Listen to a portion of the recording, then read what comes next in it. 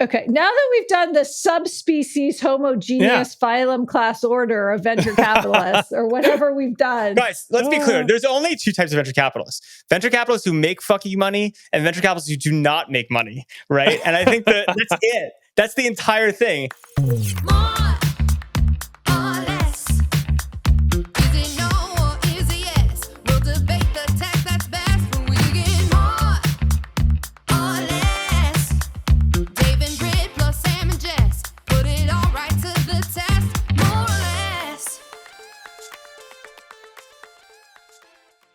Hi, friends. Welcome to another week of More or Less. Back in the pool house.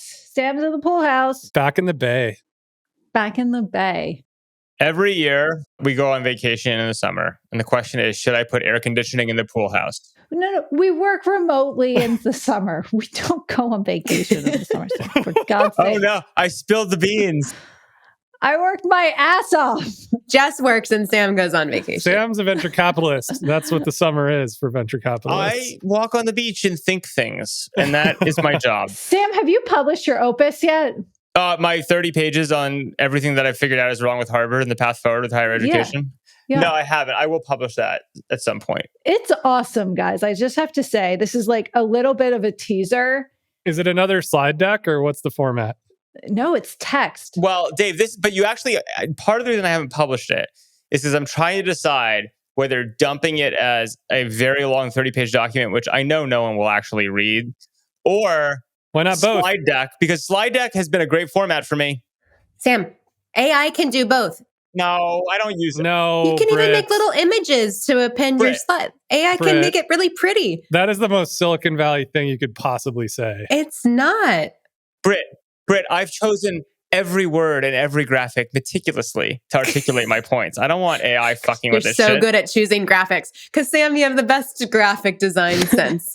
It's not about design. It's about what image transmits the message, Britt. Britt, listen. In the end of the day, you know what I care about? Email addresses. I want email addresses. But if you have a lot of charts in your deck, you're going to get more email addresses. Sam, I'm sorry. You cannot release this as text. I am expecting only one of two things from you, which is either a screenshot essay or a slide deck. It would be 1,000 screenshots. This thing is long. Which means there's only one answer. Slide deck. They're chapters. It's a book. Look, Dave is right, actually, I think, which is part of the reason I haven't released it, which is the doc send as marketing, where I get all the email addresses, has been a key move for me over the years. And it works extremely well. And that is actually the goal metric is email address acquisition. So I do think I have to turn it into... I'm going to make a doc send of something. I need to pick my topic. After you have given your email address, only then can you download the giant bundle of text. Well, that's basically what I did for my future VC. And I have 15,000 VCs' email addresses, which, I now send them my weekly thoughts. The media mogul inside the house. But okay, so you haven't sent it yet. But I do think... Sounds more like a politician to me. I want to tease it a little bit because a lot of people were paying attention to what was happening on universities after October 7th and in a more broader sense. But and I've heard all of Sam's talking points many times, but you really stitch them together in a way that I thought surfaced so many important themes about this moment that were way bigger than one institution. And I thought that was really cool. So when it comes out, I really hope people read it. And there was even occasional punctuation. So, I was like, it's, look, for any listeners out there who have given me their email address to read my doc sends before, you'll get it. And if you haven't, I look forward to getting your email address. Okay. They don't call me spam lesson for nothing. That's so okay. good. That's another great sweatshirt. Well, guys, we're glad to be back in California. As we say when we get back to California every year, Sam goes, "Oh, we should live in California." It's great. We do live in California. It's fabulous. We land and I'm just like, wow, this is actually pretty good. California, way less Lyme disease. And our taxes are going up always. So it's a great place to live. Guys, the weather's been amazing. Our kids' views in their school are the most majestic views. Yep. It's I hope it helps them learn algebra or something. Yeah, but don't tell anyone. Well, no, I mean, look, guys, the reason our taxes are so high is because the state can get away with it. Because every time you come back, you're like, wow, this is pretty good.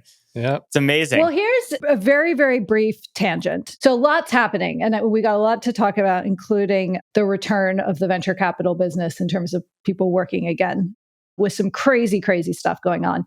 But before we go, I do want to say on a long flight, I listened to about 80% of Peter Thiel's Joe Rogan interview. Me too. I did too. Okay. So Brent, we can talk about this. I thought of it because Peter talks about how he's always thinking about leaving California and never does. And of course, he went from the Bay Area to LA back when that was like head scratching. And it was fascinating. And he has some interesting points, but he kind of makes the case that like California in some ways is totally dysfunctional, but in other ways is actually quite functional when you zoom out. Classic Peter Thiel spectrum. It was a classic Peter Thiel spectrum. Britt, what was your other reaction? What other reactions do you have to the podcast? California is Saudi Arabia. Yeah, that was the headline. Gosh, I just want Joe Rogan to edit a little bit, first of all. It's just like, please condense It's not some what the of this. people want, I Britt. know, fine. By the way, Joe Rogan's Netflix comedy special is one of the funniest things I've seen ever. So, Oh, good. I like a good comedy special. and I'm not like a huge Joe Rogan person, so I don't think I've ever listened to anything from Joe Rogan ever. I know that puts me in the minority. I just don't think it's ever occurred to me to you've listen seen to like him. MMA things. Yeah, I was going to say, most people would think the opposite, I think. I know, but I'm a complicated character. I don't... you shout out Prenuvo, because Prenuvo lets you watch Netflix while you get your MRI, your full body MRI. That's where I watched the Joe Rogan Netflix special as my body was getting scanned.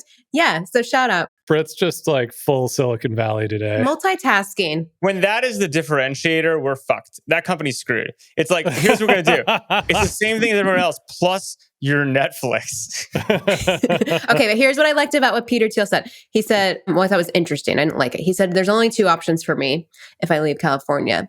I either go to Miami. Mm-hmm. He did say Nashville was maybe the only other option in America, or you just have to leave America. And he's debating those two options ahead of him. Costa Rica, New Zealand, Miami, and Nashville. I did enjoy, I saw some tweets somewhere passing through the screens, which was like every time a VC leaves San Francisco for Miami, the average IQ in both places goes up. That was on Instagram. I saw that too. He basically, and it's a good listen. I'm going to mention in passing one thing that totally drove me crazy about it, just because that's what you do when you have a podcast. But he says people in Miami don't work, and that's why he's reluctant to move there. Do you agree? I don't have enough data, but I do like that all of the Miami people are moving back here. And some of the most vocal Miami people have moved back. totally. Look, I went to here's my data point. I went to Miami and I took like a red eye to land at 6 a.m. for a conference that was in Miami. I haven't been to Miami in a decade. And I was like, that's cool. I'll just like go to a coffee shop until stuff opens. No coffee shops are open at 6 a.m. No coffee shops are open at 7 a.m. in Miami.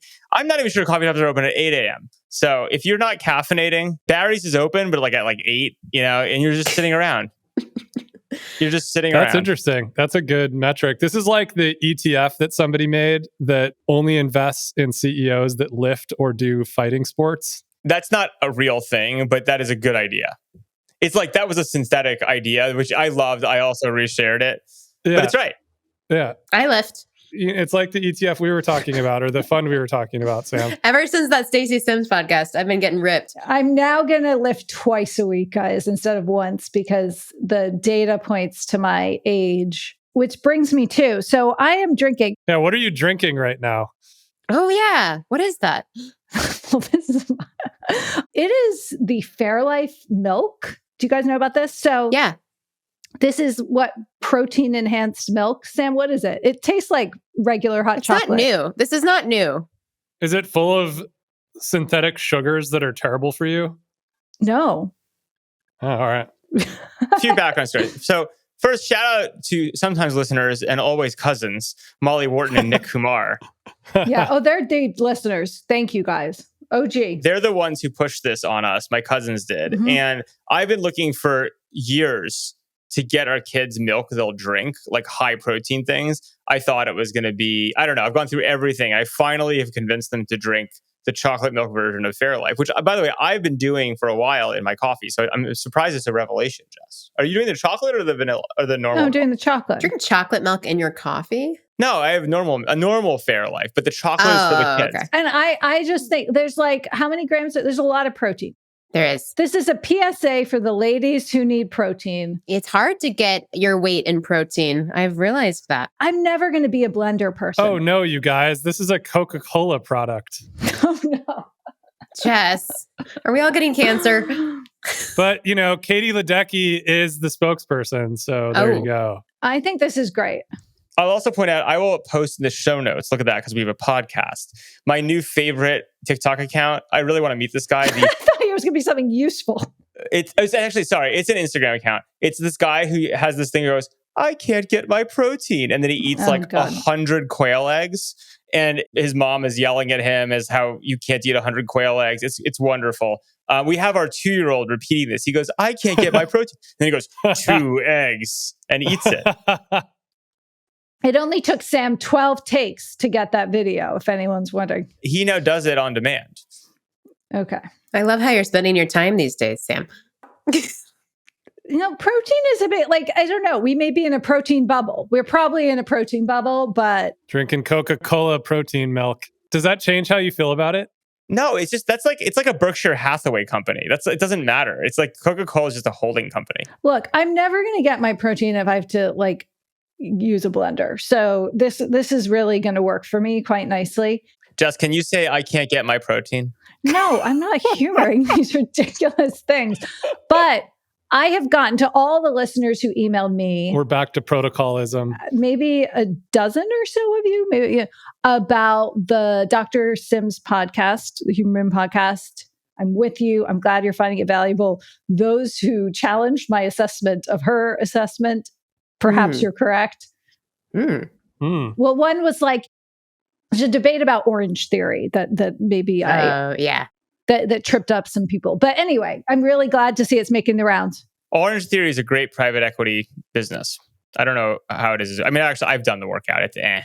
But it's a great business. Why is it a great business? Just good margins? Yeah, it's just it's like $1 million build out. The payback's really good on them. It's like it's a good business. Okay. Well, all right. We've wrapped up. That's a brief foray through the health and wellness of the moment, because we could have a whole podcast about this as for people who have no idea what they're talking about. But just because I promised it, the one thing that really pissed me off about the Peter Thiel, Joe Rogan interview was a long section where he sort of claims in that Peter Thiel way that the only reason Bill Gates started the Gates Foundation was to pay off Melinda Gates instead of giving her money in a divorce. And I just have to say, it really bugged me and Peter wasn't pretending he knew this, but there's a whole, you can take the talking head thing too far. And that seemed like an area where he has his own views, which he's entitled to. But the way he was saying them was even surprising to me. And I've heard Peter say a lot of things. So the reason I'm bringing that up is it was a good reminder. I think that, there are some really smart people in the world who have great ideas and we should listen to them. And then at some point, more or before 3 hours into them unwinding their conspiracy theories, we should stop listening to them. Or it's a reminder that 90% of what you say is the body language of how you say it and not the actual words you're saying. Indeed. Perhaps. But anyway. What's the Big Lebowski? We believe in nothing, Lebowski. Yeah. I've still never seen that movie. I'm sorry. What? I know. Dave keeps telling me I need to see it. I don't know why. It's like sacrilegious. It's one of the most important movies ever made. It's just not the top of my mind on a Friday night when I have an open schedule. I don't know why. This episode will come out on Friday and it will be the top of your mind. Okay. The dude abides. It's my homework. All right. Okay, you do that. Guys, venture capitalists among us. We're back in office. We're back in the office, whatever the heck that means. I'm not a venture capitalist, Jess. I just play one in Silicon Valley. Okay, whatever. I've been working all summer, by the way. I know. Britt just pitched me on one of her companies. I did. Thank you. Before she hustled. got shit to do. Thanks, Jess. Okay, but here are a couple of discrete data points happenings, and then I think you all can help everyone make sense of them. So, data point number one, Carta, the company that helps people track their cap tables and has other sorts of data and occasionally gets in trouble, but that is a topic for another day, released a really interesting report that basically said venture capital funds are not returning money to their LPs. And it put some numbers behind what we all kind of know in terms of the lack of exits, but was really striking, was certainly dominating my feed. Point number two, here anecdotally and from some of you guys, but broadly as well, that the rights are starting to get really interesting and tricky / creative in terms of cram downs and all sorts of traditionally desperation financing moves that companies are seeking. And then point three, as reported in the information, Ryan Breslow, the founder of Bolt, who had left the company, is staging a comeback with a very audacious proposal that he's pitching investors on for him to return. Includes a lot of self-dealing, as reported in the information. Also reported that investors seem unlikely to want to pass this deal. What is Bolt again? What do they do? Is it like a bike company? Fintech. No. Oh. It sounds like a bike company. It was one of these like e-commerce is going to explode and the payment stack will be reimagined. Like that in a nutshell. So wasn't there legitimately fraud at this company? I'm going to have to check before I say anything that could. Yeah, I know nothing about this company. Maybe it was fraudish. A twinge of fraud. A waft of fraud. I mean, it was definitely overhype and underdeliver. And kind of you guys remember when IRL did this and all. I mean, I actually don't remember the details, so I shouldn't. Yeah, as the actual journalist, you can't bullshit. We can bullshit for you. You know, he's since been out there with the new company, love.com, right? Like one of these. It's kind of like is he like a mini, what's his name? A WeWork dude? Sam Bankman-Fried? No, well, that's like... Some people would say he's a mini Adam Newman. Yes. He's like a mini Adam. And Adam Newman's thing is also kind of frittering. His A16Z financed comeback. How is it frittering with $300 million? I just saw some headline somewhere. That's what we do on this, right? Yeah. We just make assumptions from headlines. And then we furiously Google to make sure we're like actually informing the people. Yeah. Hopefully they're not the information's headlines, right, Jess? No, look.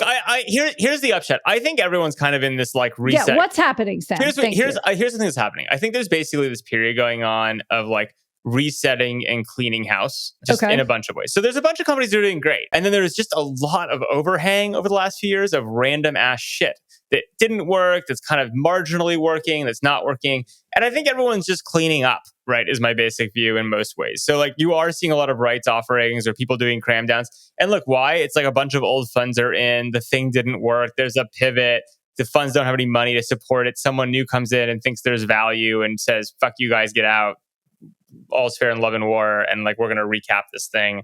There are some games being played, as there always are with these things. But yeah, I think it just feels to me like this. We've seen for years, it was like eerie. Like you basically had companies that were working, and the companies that just kind of kept bumping along, and someone would finance them, and and they finally are all just like the founders are tired, and they're just like, it's time to move on. And I'm like, yeah, it is. Yeah, founder fatigue. This is just normal, though. You're also seeing this with funds. I mean, there's the other shoe that's starting to drop is that all these baby $20 million like solo GP funds that got raised and people are amped to be venture capitalists, a bunch of them are just tired now. And they're just like, we're done. We're winding up. Like, we're not doing this. We're going to go take jobs. And like, I think it's pretty healthy, honestly. But I actually think there's, last week we talked a lot about, which I love that conversation about kind of how we're going through this IRL phase reset and there'll be another internet wave. I just think we're going through like the similar thing in VC where like COVID was super weird. There was a wild party in VC before that with low interest rates and like excitement about trillion-dollar companies and Thiel's 0 to 1 monopolistic blah, blah, blah. And like, we're just in a reset phase. So, okay, I want to hear what you... we'll go the more ends and then I'll ask a follow-up question.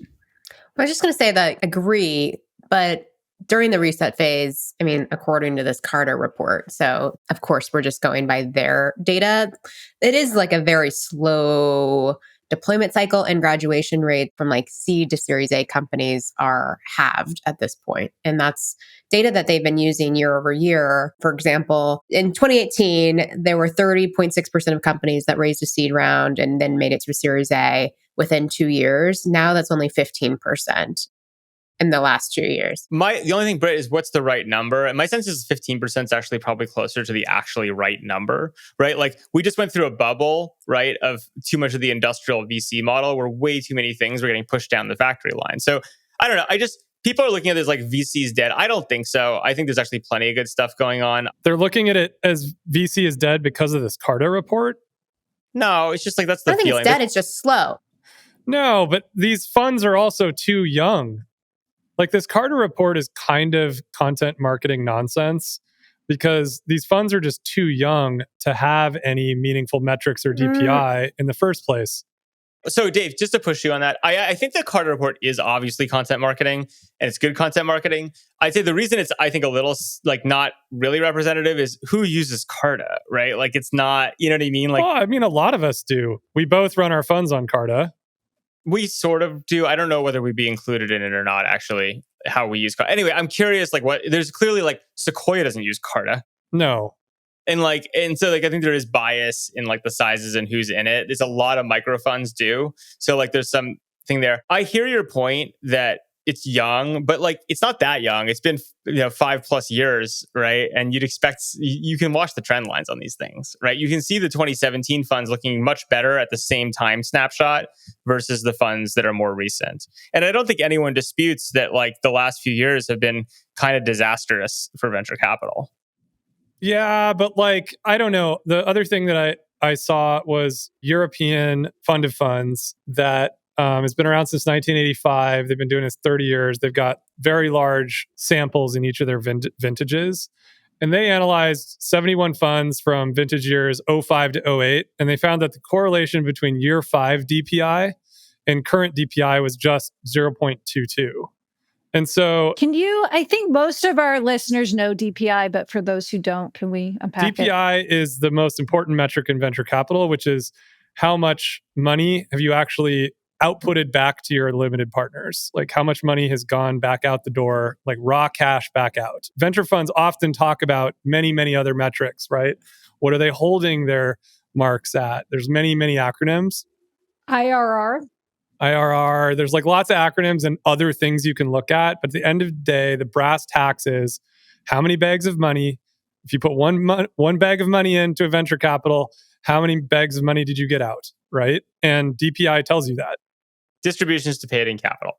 Yeah. So, but Dave, I guess, are you saying that there's like no correlation between having any DPI and long-term? Like, I don't No. What these guys say is that what they're seeing in their data is that it takes 10 to 12 years for a company to go from being founded to IPO. Don't expect much DPI in the first 5 years of an early stage fund's life. And 2021 was certainly a wave of DPI. But they say that the best performing fund in their sample had a DPI of 12.3. But if you looked at it in year 5, its DPI was 0.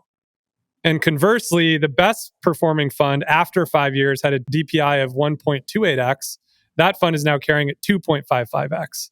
And so you can tell almost nothing about an early stage fund at 5 years in, is what this suggests. Look, I get it. Obviously, if you seeded Uber or Facebook or whatever, that's exactly what your signature would look like, unless you started taking secondaries off, which you'd be stupid to have done, right? Or at least in 2020 hindsight would have been dumb to have done.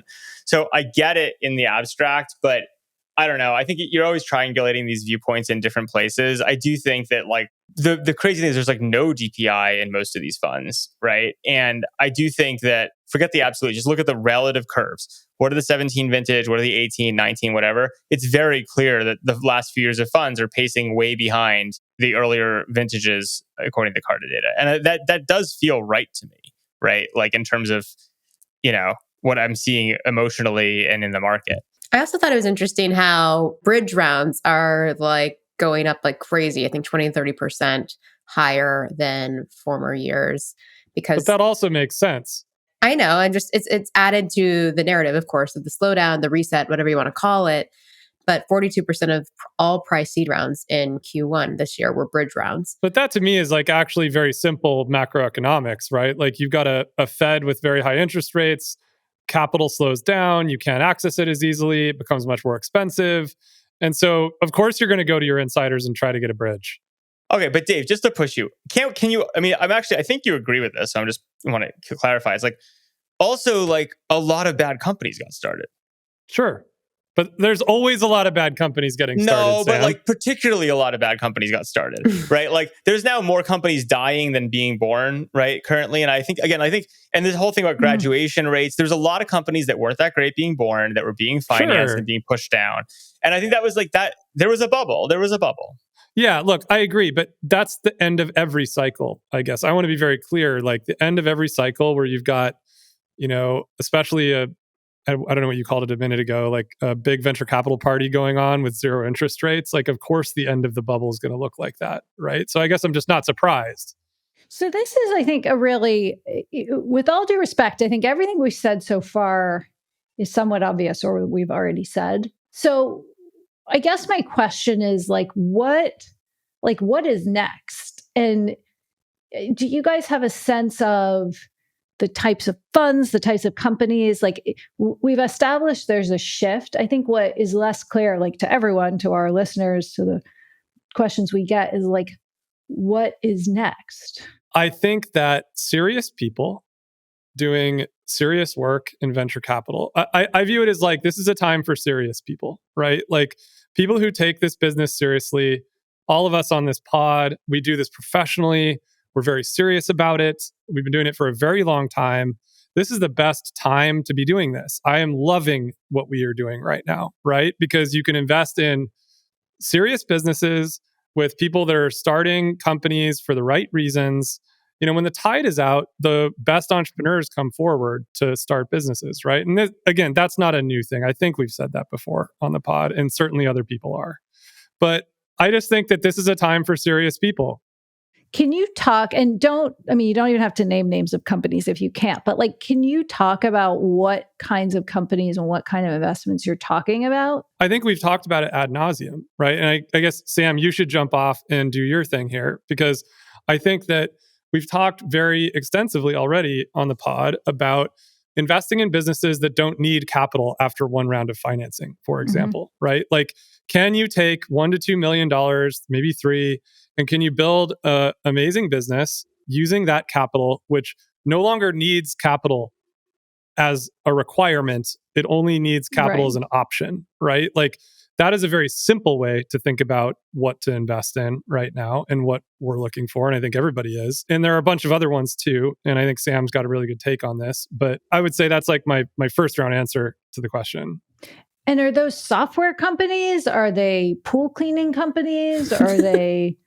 I just invested. I'm very excited to have just investing in a painting company. That's funny. I was talking to a painting company this morning. Uh-oh, I hope it's the same one. That'd be awkward. It's definitely not. You guys, you're the Uber and Lyft of house painting right here. I think we have a very, very different takes, but yeah. Go ahead, Sam. Look, in terms of what happens, what comes next. Again, I'm in an optimistic mood, right? I'd say like we're just in like the cleanup phase, right, of all this stuff. And the cleanup phase means a ton of companies that should have gone away actually go away. People do the work, they pull the trigger, they're gone. It means a bunch of stuff, people get washed out of cap tables, which is happening, and like things get reset to rational. Most of those businesses will fail, by the way, because once you get into rights offering and all that stuff, you're in a bad place. Some of them might be salvageable, but it'll be an interesting story and like a hard one, right? A lot of things get shifted there. Yeah. A lot of funds go away. Like, again, they're just like, I think most of the seed venture funds that exist today will not exist in a few years, because to the point we're talking about, there's no DPI, and people's appetite to fund these things because they think of like 0 to 1 infinity. I just want to have total coverage. It's kind of like game is over. LPs still want coverage, but like they're not going to get it through tons of baby checks everywhere, right? And it's the spray and pay era into VCs. So all that's happening. That's good. And then in terms of what gets funded, I mean, like, look, I've said for a long time, and we've said many times in the pod that like this AI stuff is like the last hurrah of the old model, where people are desperately clinging to something that can have infinite returns, they can put infinite capital into. Because by the way, great business model, right? But like I think we're on the backside of that curve. I think people are calming down and rationalizing how they think about AI as, it's cool software and infrastructure that enables some businesses. What happens on the other side is like, you get picky. You find, companies that are very capital efficient can actually hit proof points. Like, can you fund things that need more money in the future? Yeah, of course you can. But like, there's a risk and cost to that, right? And you just all gets extremely rational again. I think you're seeing this at a massive scale in AI right now, by the way. You've got like an enormous amount of capital that went into these super unclear business models that is really starting to hit the wall like very fast. Which I gleefully observe. Yeah, it's amazing. Oh, I know. Sam's so gleeful over there. We should encourage people, if they didn't and they're interested in this topic, to listen to the Vinod podcast. I love Vinod. I respect him, and I think he'll he'll always figure it out. He'll always make money because he's Vinod. But I think his macro thesis is wrong on money making. And you probably disagree with his AI thesis as well. Actually, that's what I mean. Like he has a thesis on money making and AI that I think is not correct. Well, and also on AI and AI. Like he thinks, doctors, teachers, everyone's going to be replaced. But it was interesting. I wanted our team to look into how, like, the state of play and thinking around AI with investors, and especially in light of like some of these acqui-hire deals and things that clearly weren't, the goal. Like 100x return is not getting your money back in a licensing fee.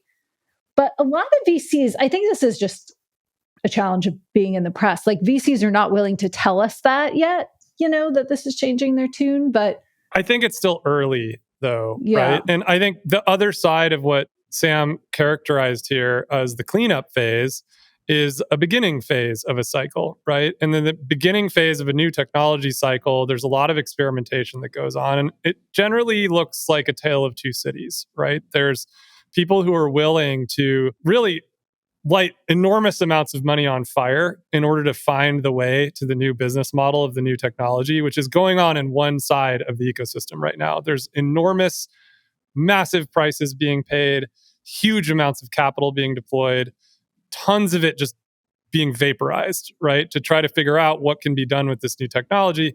And on the other hand, there are people who just aren't playing that game. And they're doing what we're talking about right now, which is they're optimistic. There's stuff to be built, but you can build more capital efficient, great businesses and maybe some new ways. But you're doing the same kind of investing that's great venture investing always. But sorry, Dave, can I challenge you on one thing? Yeah. Why do you think... So I don't think there's real evidence of this kind of, you at the beginning of a wave, you always incinerate capital, right? I would argue that there was a lot of capital incinerated in the .com bubble who got overly excited. That's an N of one, right? And it was a same very in social different, networking. How much was, but it wasn't that much money. That's I think the really big difference is like the amount of money even that went into Facebook. Relative to today, do you mean? Or no, just at the time? In absolute dollars or anything, it's a de minimis amount of capital, right? And so I think that's the interesting thing is like, I actually don't think it's correct or like right to just write it off being like, oh yeah, at every wave we just incinerate a bunch of capital and then some amazing stuff comes out the back end. I think it's like only really happened once before. And it was a very different dynamic because interestingly in that era, the path to public was so quick. You talk about DPI, right? Like people were going public in like 8 months. And so like there was a shit ton of DPI, right? And investors were getting out, right? And so like to me, I think the serious business of investing in venture capital and seed investing remains. I think that, all the things we've talked about on this pod for a year plus are still true. And I like the business. I think we're in a good phase for it.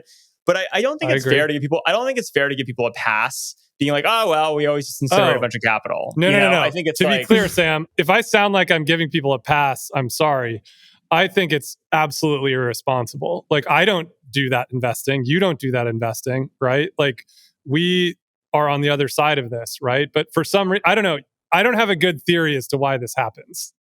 Well, I do. It's easy. It's incentives, right? It's just purely, the reason it happens is very obvious, right? Which is you have VCs, huge funds, huge funds. Huge funds exist because of fees and because of lack of liquidity, right? People aren't paid, and they're not paid on returns. They're just taking cash, right? So there's a huge incentive to raise. The more you deploy, the more you can make in a lot of ways. And so that whole system gums up and you have to figure out where to stuff billions of dollars if you're playing that game. And like, that's why it happens.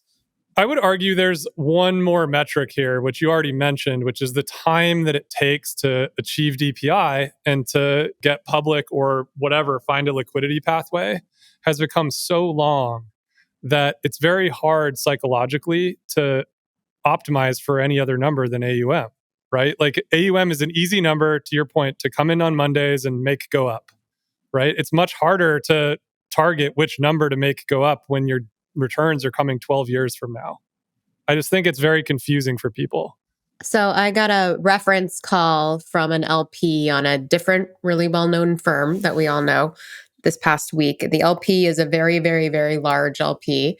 And their specific question to me was, this fund is a $500 million fund. What do you think about that fund size in relation to returns, how M&A is going, how IPOs are going? And basically, like, what this LP ended up saying was, like, they're rethinking their whole portfolio construction strategy because, as they should, they need funds to be smaller in order to actually return. And even at 500, it's not even about returns. It's like just alpha generation is it's like really hard.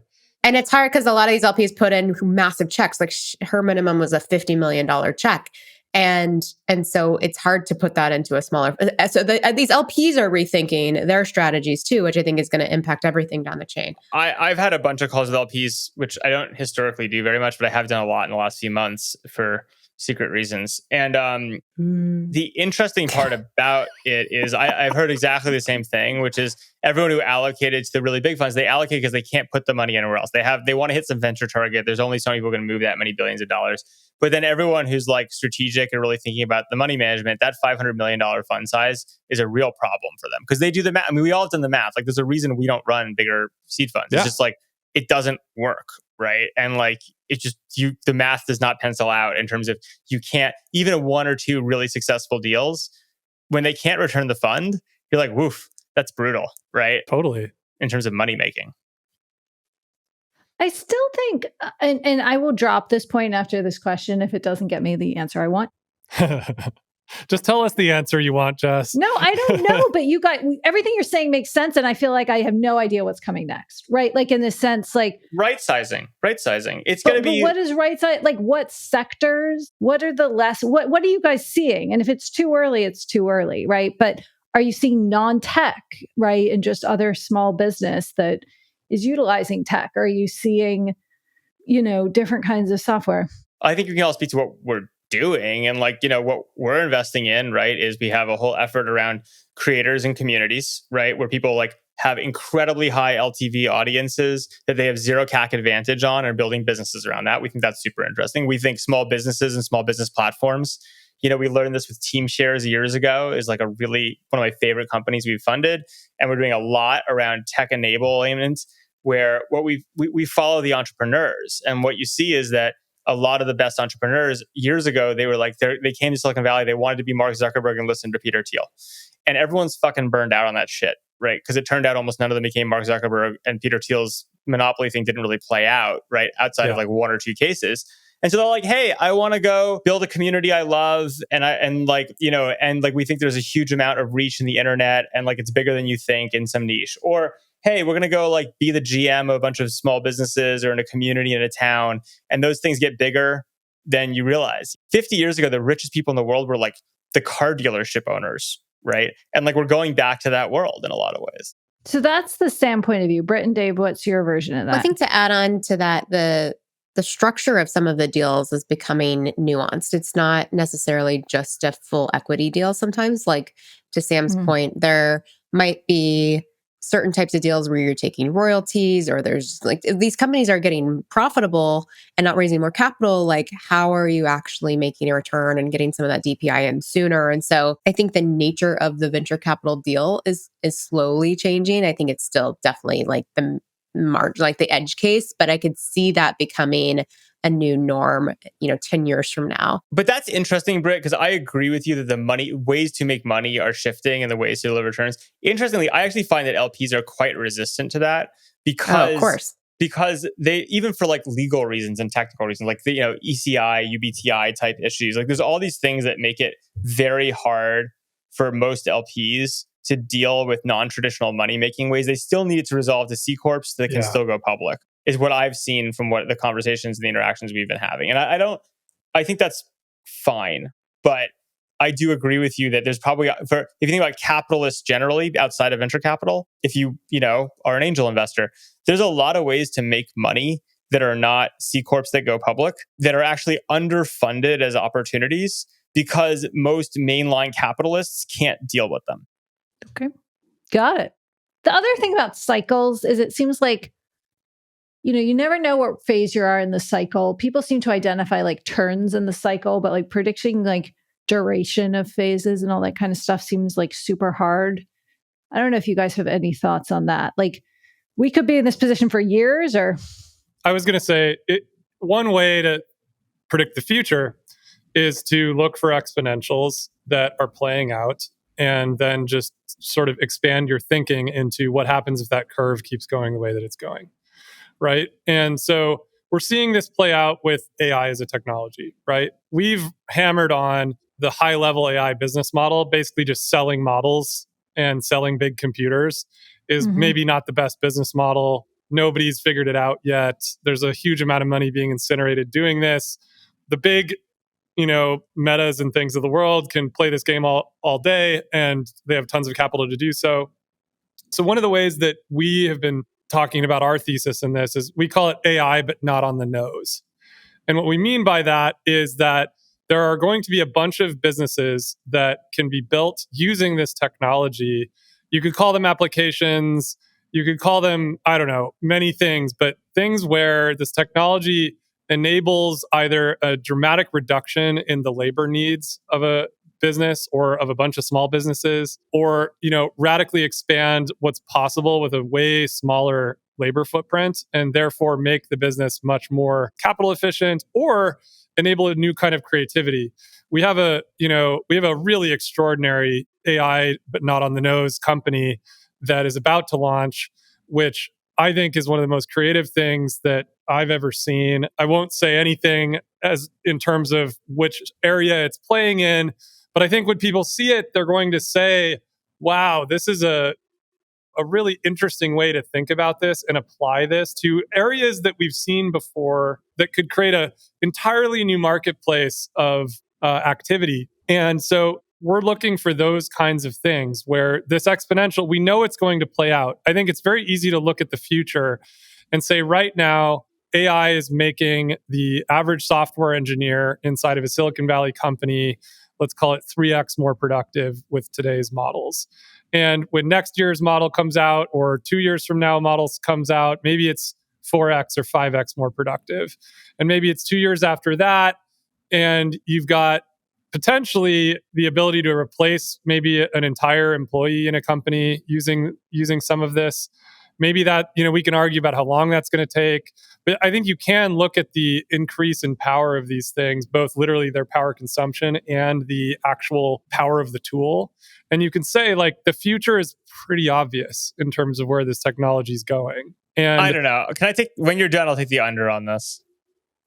And so how can you invest in this, and how can you leverage this tool, right, in like a reasonably serious and effective way to make a good business? Like, I think that's like a reasonable thesis. Just to play part-time VC on television, I did get a pitch this week on an AI adjacent media company. So Dave, should we call it AIA? Yeah, I like it. AI adjacent? Yeah. Well, we used to call it, there was a whole era when Cortina and I were talking about AAI, right? Artificial intelligence for like a long time. That was the senior gift plus. Sam likes just subverting things by repeating their names. So here's my under. I think if you take a really big view, here's the problem. Silicon Valley, I remember people used to talk about this all the time. They say, oh, the business world and the United States and most people can only think linearly. And what makes us so special is that we think exponentially, right? And like, it's hard to think in exponentials, right? If you ask people to add 100 plus 100, I was going to say, nobody actually thinks exponentially. Well, people say that. They're like, well, that's the thing people don't understand is they don't understand what like an exponential curve really feels like and looks like. And, that's the only thing you're hunting for is that exponential. And our edge is that we believe in the exponential, right? And I think a lot of the AI thinking, the AGI thinking, that is all like that mentality, which is we're so smart because we can think in exponentials and you peons can't. I actually think that the reality is that nothing is really purely exponential. Everything's an S curve, right? There S curves is actually a thing. And so the S curve thing is, where does it asymptote and what does that mean, right? And like, what can you do and not do when you think about the asymptote on the other side? And so I actually think like the real thing that I would say at a lot of these businesses and where it goes is like, look, I'm the first to admit I've actually built a bunch of stuff. I actually am working on a project now that like definitely is much better because of LLMs, right? Like the LLMs kind of almost make it work because it's a thing people wanted to do before, but it's just too hard. And now you're like, this is kind of a key piece that makes this now old thing work well. But I do think this whole question of like, hey, you just project out and then back into like what businesses are the right businesses. I think what you really have to project is, where does the S curve stop? What's your belief in where the S curve stops? And then at that level of technology, what are you building that has staying power and it has like financial value, right? And like, I actually think this whole, we're going to have 10x engineers and blah, blah, blah. It's like, look, I obviously agree to a point that like coding will become more accessible. It already has, but like, there's no question about that. What that does to the business environment, what gets built and not built, I think is a much more complicated question than just being like, well, the exponential blows it all away, right? And I actually think that's kind of the serious business of the moment is not, and like what people are retrenching, I think is like the whole, I think we're at the end of truly people just being obsessed purely with exponentials and thinking they're very smart for exponentials, and people getting serious about what an S curve looks like. And how do you predict where the S curve curves? I mean, that's what you have. That's like the job of serious technologists and serious, builders and serious investors, is like to have your opinion about understanding the technology and where it really S curves and what it really means. I think that's actually like the whole game. Yeah, I think that's the difference between serious and, I guess, armchair. I mean, it's one of the reasons why, Sam, you're building stuff. I've been like having so much fun building tools for myself. I'm not trying to release anything, but I built this amazing tool for myself, and I've learned a lot, and it's been incredibly helpful for understanding where might that S curve be in this technology, right? And like what's possible to make with it. And then there's like a whole bunch of things that really aren't possible. And because nobody's building with this stuff, they just have no idea what's possible and what's not. For what it's worth, you talk about, Jess, what happens to VCs. This might be an interesting, different thing we haven't said, which is I actually do believe that the power goes back to VCs who build and tinker and away from finance people. Because I think VC, I like that. I think what's happened, VC basically became mini investment banking, right, over the last bunch of years. Lots of junior people, lots of people who are like running spreadsheets and like, whatever. And like, I don't think those people are useful in this era. Like, I actually think, once again, we go back to the people who are useful in venture capital being people with product background, people who tinker, people who build, people who fuck with shit. I actually think that is a major shift, is that, all these financy VCs go away. I love this. And Sam, it's funny. One of our favorite New York tinkering institutions has been all up in my inbox the last... BetaWorks? Yeah, for the last few weeks. And BetaWorks, I haven't heard that name in a while. They still exist? But it's almost like a signal, because when I see Borthwick in my inbox tinkering... Which is funny because he's a lawyer by background. Yeah, but he's also a great tinkerer. Was it Bitly? What am I thinking? Bitly, Jiffy, many things. Jess, that's where I, believe it or not, my good friend Andrew Cortina, founder of Venmo, that's where I met him, was at a brown bag BetaWorks lunch. Cortina was BetaWorks. Yeah, I mean, but it's like BetaWorks is back in my inbox. And so to me, that's a signal that the tinkerers are back tinkering and they're making progress. And it's interesting, the flavor of the conversation you have with the people who tinker is just so different than the sort of more financy one. And I don't want to be down on finance or anything like that, but there is a different, I mean, there is a different flavor to it entirely. And I often use music analogies. Like when people ask me, like, what's it like doing venture capital? I'll often use the music analogy, that it's like being in the booth with the musician, helping them make their sound better. You're not the actual musician, the founder is, but you can't be in the booth helping make sound better, or you can't be in the startup helping make the technology better if you're not tinkering on it yourself and you don't know what the limits of it are, right? And so I do think that Sam, you're making a really great point. I love it. Rex Woodbury actually wrote about this on his Substack recently. And Who is Rex Woodbury? Rex Woodbury? Guys, he's a very good Substack. Oh my God. Former Index I'm Ventures. not a big Substacker. Why don't you tell us about this? I think he's written for the information. He has 225,000 followers on Instagram. I don't know this man, so no disrespect to him, but that definitely sounds like a made-up name. Sam, we shouldn't talk. Our children have very unusual names. Rex Woodbury? It's a great name. Sounds like a porn name. He looks like a model. He's got a tank top on. He's got a little Britt, are you sure Rex is real? Guys, I guarantee everyone, a lot of people listening right now, 75%, I would bet, know who Rex Woodbury Guys, is. he founded Daybreak. Yeah. Oh. But look at his Instagram profile, Jess. Instagram.com/Rex Woodbury. Britt's like, I'm not sure how I should feel about this, Sorry, Britt. no, this Daybreak is a venture firm. I thought Daybreak was Daybreaker. Never mind. It's not your average venture capitalist. Anyway, in one of his latest newsletters, he talked about how we're shifting venture capital into two branches, artisans and asset managers. Artisans, there you go. Same thing. Smaller fund sizes, 5x return target, focus on people, hands-on partnerships, people like USB. He of course put Daybreak in here, et cetera. And then asset managers are like Insight, Coatue, A16, focus on money, 2 to 3x return target, larger fund sizes, less active roles. Yeah, and so, but Britt, to kind of push back on our old friend Rex here. Like our dear friend Rex. We're going to invite him over to dinner. Sam he should come on the pod. Oh, he should come on the pod. If he's even real. Are you sure he doesn't have 200,000 followers on OnlyFans? It sounds like a porn name.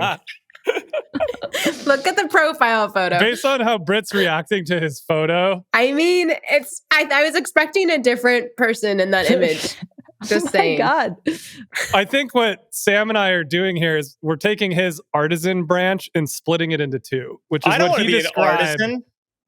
I know, Sam, but what he described is actually finance people doing what he described as artisan is what I would call finance, like small cap finance, venture capital or whatever. And what we are talking about with tinkerers is not the same thing.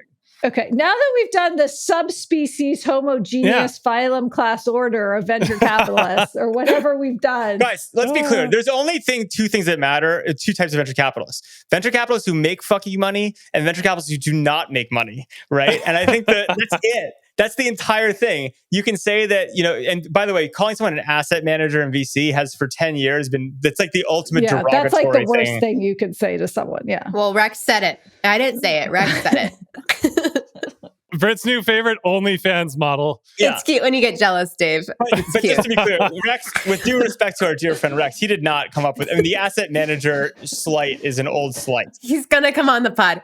If you're listening and you know Rex or you are Rex, please email us so that you can come on the pod.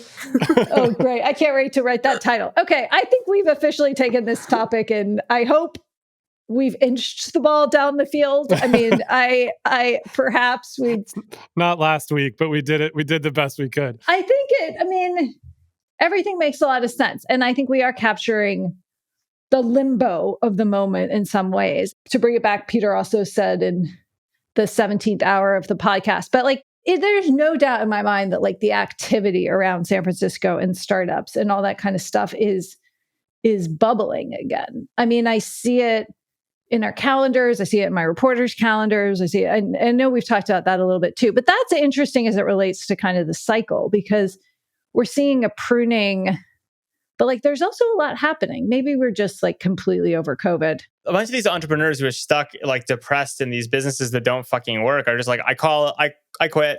We're moving on. Yeah. We're killing this thing. It's good. This is it's great. We should do that. Yeah. I'm on day 3 of a Prolon. This is the cellular cleanup. You're on day 3 of Prolon. No Still wonder. haven't tried Chroma. I'm just really honored because Sam breaks his Prolon earlier to make date night when he does these fasts. And I just appreciate that, Sam, because it would be very lonely. Eating alone.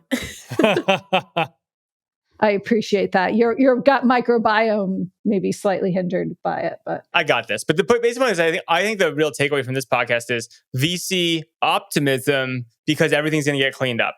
Everyone's cleaning house right now. What do you think the time horizon is, Sam? It's a few years. hang on, guys.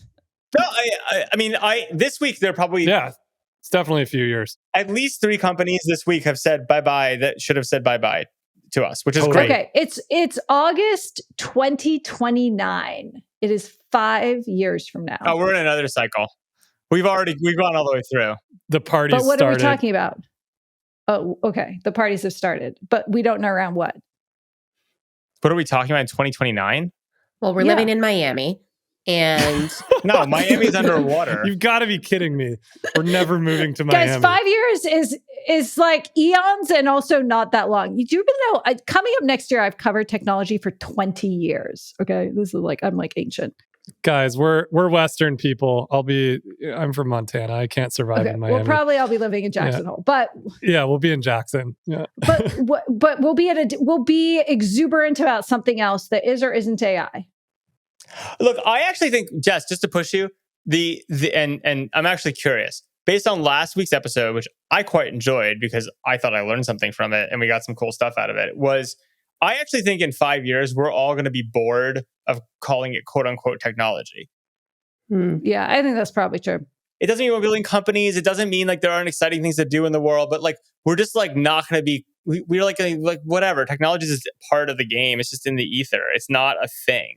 Right? It's just, and that's why the information isn't called the tech information or whatever, or the technology.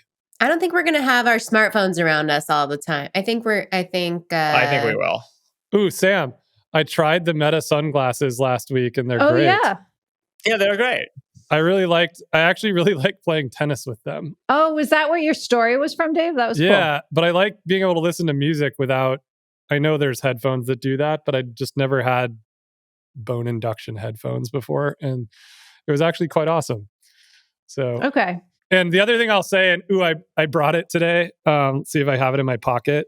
Show and tell. I hate to do this. What's in Dave's pocket? This is a fun segment. Oh, there it is. The one humane pin. You know, Dave, save it because in 20 years someone will pay you like $10,000 for that. That's why I am keeping Put it on a desk. But you know, I will say, and I know there's other people with this take, but the Meta sunglasses have really kind of proven to me that it's the best next frontier for this way of thinking. I think the information called it the hot fashion item of the summer or something of that nature. Yeah, it's just kind of, it's more interesting than I expected. Well, I will say, since we're doing product show and tell, in order to power those glasses of the future, I recommend this Nightcore Carbon 10,000 ultralight power banks. These things are awesome. This is like the best power bank. I got it from Dan. It's better than Anker? Oh, it's so much better. What's it called? The Nightcore Carbo 10,000. Nitecore. They're awesome. So Dan Korn, a very awesome mountaineer, had these. And he's like, these are the only things that you use. And they're great. So they're light, they're powerful. Dave, what makes it better? It's just like way better power, design, everything. You're going to love it. Buy them. Buy like 5. Ooh. Oh gosh, he will. Okay. Be careful, Sam. Sam. Because who needs 5? The whole point is portability. Ooh, can it power a Starlink Mini? I love the Starlink Mini, by the way. I know. I'm in love with it. It's amazing. The problem is I don't have any use for it, but I love it.